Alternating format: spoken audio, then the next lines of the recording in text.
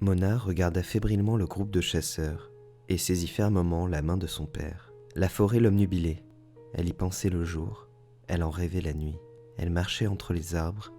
Chaque nouveau pas faisait résonner en elle une phrase, des mots d'un langage innommable qui semblait l'appeler.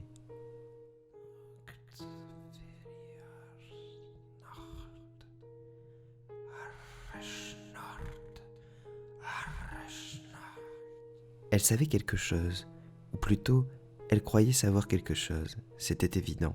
Son père lui prit la main et s'abaissa à son niveau. « Tu as quelque chose à me dire, Mona ?» La fillette était prête à parler, mais les mots ne venaient pas. Dans ses yeux, une lueur nouvelle naissait. Ils continuèrent leur chasse, tirant parfois le gibier qui était à leur portée. Yvan était convaincu de l'innocence de la forêt. Il y passait presque autant de temps que dans sa maison. Il se sentait, par conséquent, entièrement concerné par la sensibilité perturbée qu'avait développée sa fille pour les bois.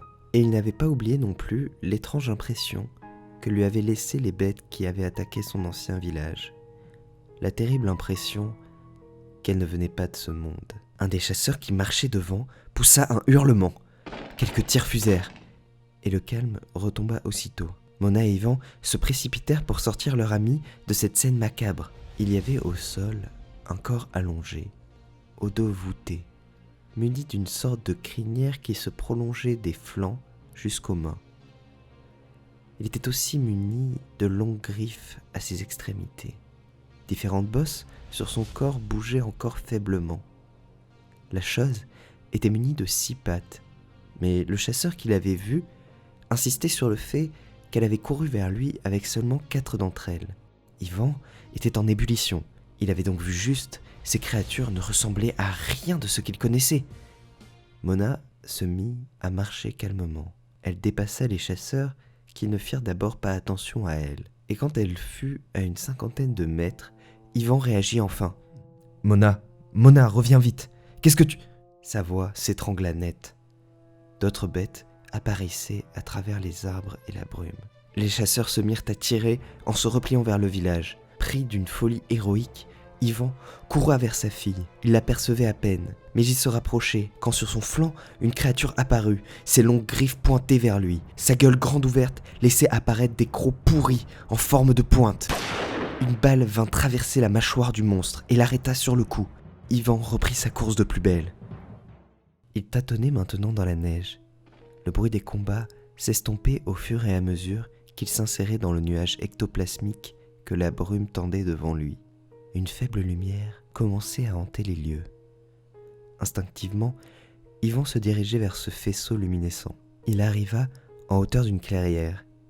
Caché derrière de rochers, il observait un théâtre d'horreur fantastique qui se jouait devant lui. Les créatures étaient nombreuses, et comme organisées autour d'une fosse béante d'où s'échappait une clarté colorée surréaliste. Certaines bêtes ramenaient les corps des autres chasseurs et les dévoraient entièrement. Même si l'aspect visuel de la scène était terrifiant, c'est par son ouïe qu'Yvan restait pétrifié d'horreur. Dans les airs s'élevait une incantation profonde que les êtres de la forêt répétaient. Une voix sourde et vibrante emplissait l'air. Une voix terrible. La voix de Mona. Elle avançait, appelant, vers les créatures. Yvan dut se mordre les lèvres pour ne pas laisser échapper un cri de terreur. Mais Mona n'était pas en danger ici. Elle poursuivait tranquillement sa marche, les créatures se pliant à son passage, répétant les incantations profanes.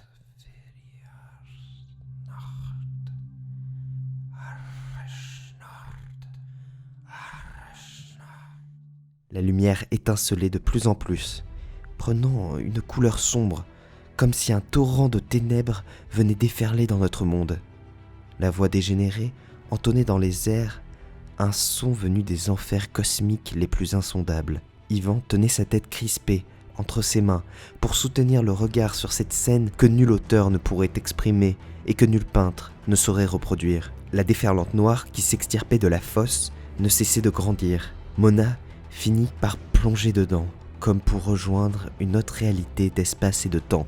L'immonde abysse se referma finalement sur la fille et sur les créatures, redéfinissant totalement les alentours dans une complainte infernale, plongeant la forêt dans une clarté grisâtre et laissant un silence intense. Au village, beaucoup voulaient poser des questions à Yvan, mais ils n'obtenaient plus que les réponses d'un fou. Des chasseurs étaient morts, Mona n'était plus de ce monde, et Yvan avait un regard livide et parlait étrangement. Des sons gutturaux, difficiles à expliquer, sortaient parfois de sa gorge, et son visage semblait avoir vieilli prématurément. À vrai dire, tout le monde le fuyait tant il suscitait la peur. Yvan passait le plus clair de son temps sur sa chaise à bascule qui trônait devant sa masure, racontant aux passants et souvent aux enfants qui venaient le voir en quête d'une frayeur passagère le destin terrible dont lui et Mona avaient été victimes.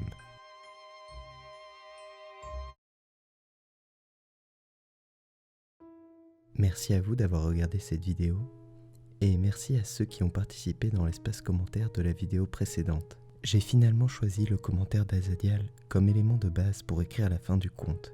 Pensez à partager cette vidéo pour effrayer vos proches et abonnez-vous pour ne rien rater sur cette chaîne.